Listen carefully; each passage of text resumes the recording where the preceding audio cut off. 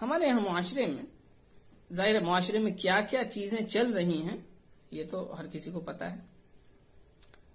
اصلاح کرنے والے کوشش بھی کرتے ہیں، کچھ اصلاحات بھی ہوتی ہیں، لیکن بس چل رہا ہے اور زندگی کی گاڑی چل رہی ہے اور چل رہی ہے. ہمارے ہاں عام طور پہ خرچ کرنے کا مزاج نہیں ہے.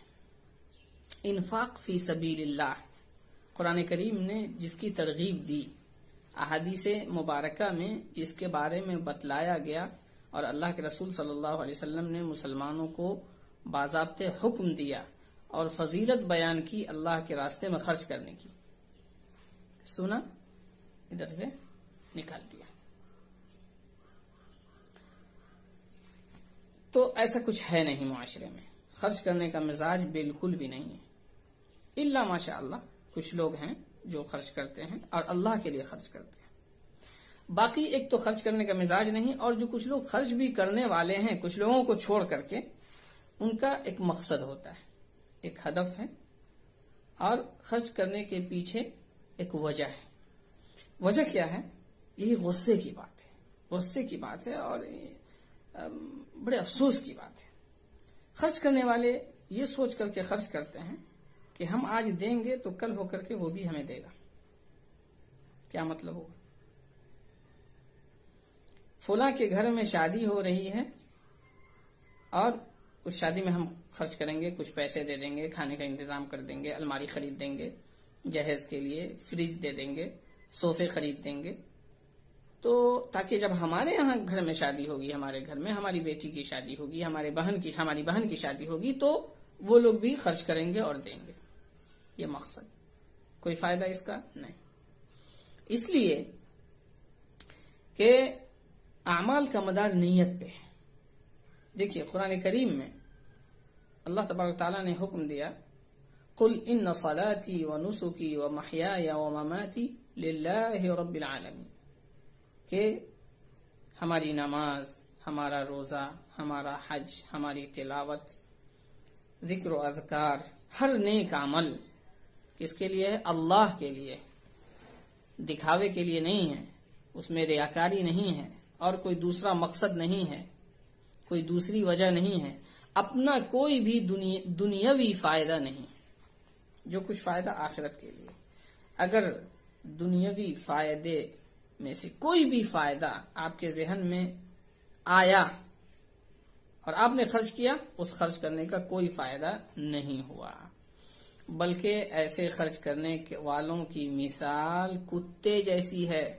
کتے جیسی، یہ میری بات نہیں ہے، اللہ کے حبیب صلی اللہ علیہ وسلم نے فرمایا، العائد فی ہبتہ کالکلب یعود فی قیئہ، کہ ہدیہ دے کر کے واپس لے لینے والا، کچھ آپ دے رہے ہیں، دے کر کے واپس لے لیتے ہیں.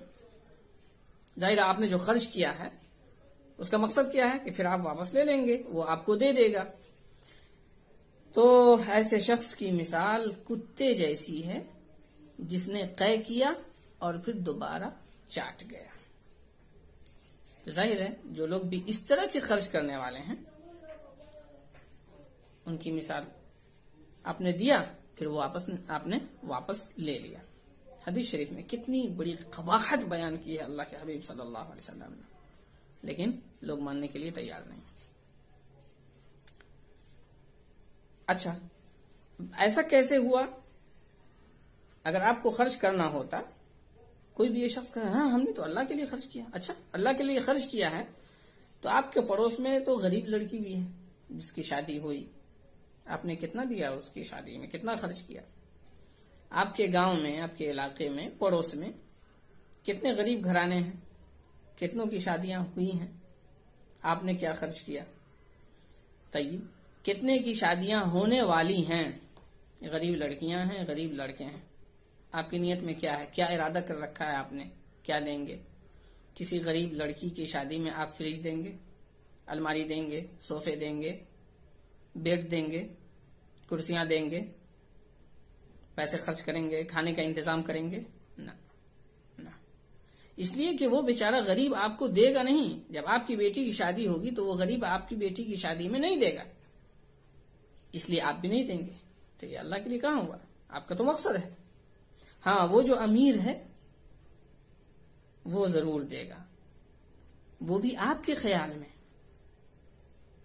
وہ جو آپ کا رشتہ دار ہے جس کی بیٹی کی شادی ہو رہی ہے یا جس کے بیٹے کی شادی ہو رہی ہے، وہ آپ کو دے سکتا ہے، لیکن یہ آپ کے خیال میں. ضروری نہیں ہے کہ وہ بھی دے دے، اس لیے کہ حالات آتے ہیں انسان پہ.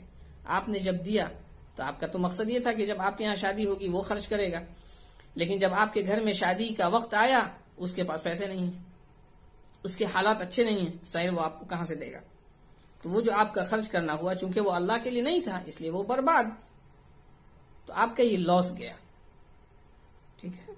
اور ایک دوسری چیز جو آپ کو فری میں مل گئی وہ ہے گناہ، ریاکاری کا گناہ، دکھاوے کا گناہ، اللہ کے لیے نہ خرچ کرنے کا گناہ. اور کوئی اگر یہ کہتا ہے کہ ہم نے اللہ کے لیے کیا تو آپ لوگوں کو بتا سکتے ہیں، لیکن اللہ تبارک و تعالی علام الغیوب ہے، غیبوں کا حال معلوم ہے. آپ کے دل میں کیا ہے اللہ کو معلوم ہے، آپ کی زبان پہ کیا ہے اور دماغ میں کیا چل رہا ہے لوگوں کو نہیں معلوم، لیکن اللہ کو معلوم ہے. اور حدیث پاک میں ہے، بخاری شریف کی پہلی روایت، پہلی حدیث جو بخاری شریف کی ہے، انما الاعمال بالنیات وانما لكل امرئ ما نوى، کہ اعمال کا دار و مدار نیت پہ ہے. کوئی بھی آپ عمل کریں گے تو اس عمل کا ثواب منحصر ہے نیت پہ. جیسی نیت ہوگی ویسا آپ کو ثواب ملے گا. اللہ کے لیے ہے، اچھی نیت ہے، ظاہر آپ کو ثواب ملے گا. دنیا کے لیے ہے، دکھاوے کے لیے ہے، یا دنیاوی کوئی بھی مقصد ہے تو ظاہر ہے وہ تو آپ کو، آپ کا جو یہ عمل ہے آخرت میں آپ کے منہ پہ مار دیا جائے گا. اور گناہ ہوگا وہ الٹا، دنیا میں آپ کا یہ پیسہ لاس ہوا یہ الٹا. تو اس لیے دکھاوے کا کوئی کام نہ کیجیے. خرچ کرنا ہے ضرور خرچ کیجیے. قرآن کریم میں بے شمار آیتوں میں خرچ کرنے کی ترغیب دی گئی ہے، بے شمار احادیث مبارکہ میں خرچ کرنے کی ترغیب دی گئی ہے. آپ اپنی بیوی کے منہ میں ایک لقمہ دیں گے اس کا بھی ثواب ہے. آپ اپنی امی کے منہ میں لقمہ دیں گے، امی کی خدمت کریں گے، ابو کی خدمت کریں گے، رشتہ داروں کی خدمت کریں گے، ماں باپ پہ خرچ کریں گے، بیوی بچوں پہ خرچ کریں گے، رشتہ داروں پہ خرچ کریں گے. من ذا الذی یقرض اللہ قرضا حسنا فیضاعفہ لہ اضعافا کثیرا، کہ جو شخص اللہ تعالیٰ کو قرض دیتا ہے. اب ظاہر اللہ تعالیٰ تو محتاج نہیں ہے. اللہ کو قرض دینے کا کیا مطلب ہے قرآن کریم میں؟ اللہ تعالیٰ کو قرض دینے کا کیا مطلب؟ اللہ کو قرض دینے کا مطلب ہے کہ اللہ کے بندوں پر خرچ کرنا. اللہ کے بندے بے شمار ایسے ہیں، غریب ہیں، فقیر ہیں، محتاج ہیں، ضرورت مند ہیں، مسکین ہیں، ان پہ آپ خرچ کیجئے تو یہ اللہ کو قرض دینا ہوا. اور جو شخص اللہ کو قرض دے گا اللہ تعالیٰ اس کے قرض کی ادائیگی خوب بڑھا، کئی گنا بڑھا چڑھا کر کے عطا کر دے گا، دے دے گا. اور بلکہ حدیث شریف میں ہے کہ بندہ جب کوئی ایک عمل کرتا ہے تو اس کا ثواب 70 گنا بڑھا کر کے ملتا ہے. اب آپ 1 روپے خرچ کریں گے 70 روپے کا ثواب، اور 70 روپے اللہ تعالیٰ دے دیں گے. ثواب کا یہ مطلب نہیں ہے کہ صرف آخرت میں ثواب اور دنیا میں نہیں.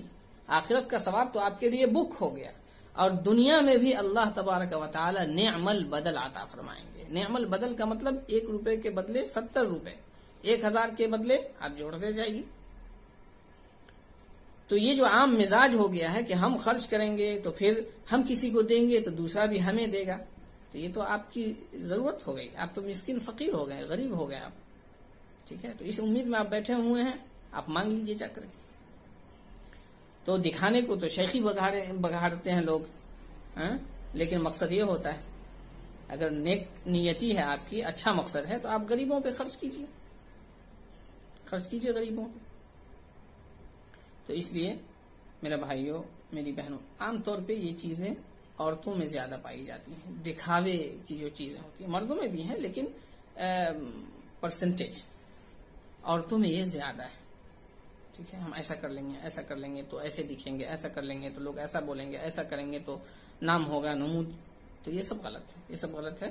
آپ کا لاس جائے گا اور گناہ کا گناہ ملے گا. اس لیے آپ خرچ کیجئے، خوب خرچ کیجئے، اللہ کے راستے میں خوب خرچ کیجئے. اللہ تعالیٰ دینے والا ہے. بلکہ حدیث پاک میں ہے، اللہ کے رسول صلی اللہ علیہ وسلم نے فرمایا کہ فرشتوں کی دعائیں ہوتی ہیں، روزانہ صبح صبح دعا ہوتی ہے. ایک دعا ہوتی ہے اور ایک بد دعا ہوتی ہے. جو لوگ اللہ کے راستے میں خرچ کرتے ہیں، خوب خرچ کرنے والے ہیں، سخی ہیں، داتا ہیں، ان کے لیے فرشتوں کی دعا ہوتی ہے. اور جو لوگ بخیل ہیں، کنجوس ہیں، مکھی چوس ہیں، خرچ نہیں کرتے، ان کے لیے بد دعا ہے. فرمایا اللہم اعط منفقا خلفا. یہ دعا ہے کہ اللہ جو لوگ آپ کے راستے میں خرچ کرتے ہیں نا، ان کو آپ اور دیجئے اور دیجئے اور دیجئے، ان کے مال میں برکت دیجئے، صحت میں برکت دیجئے، مال و اولاد میں برکت دیجئے، رزق میں برکت دیجئے، خیر و برکت سے مالا مال کر دیجئے. دعا ہوتی ہے خرچ کرنے والوں کے لیے.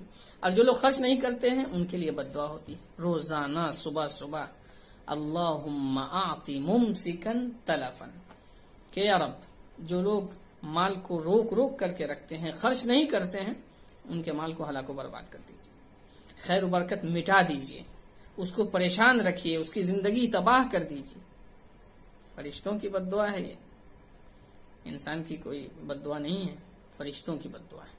اس لیے دعا کو حاصل کرنے کی فکر کیجیے اور بد دعا سے بچیے. خرچ کیجیے، خوب خرچ کیجیے، لیکن اللہ کے لیے خرچ کیجیے. رشتہ داروں پہ بھی خرچ کیجیے، لیکن جو ضرورت مند ہیں ان پہ پہلے خرچ کیجیے. اور یہ جو نام و نمود ہے اور فخر ہے کہ لوگ یہ کہیں گے، لوگ وہ کہیں گے، اس کو آپ بند کر دیجیے. چلیے، اللہ تعالیٰ توفیق عطا فرمائے.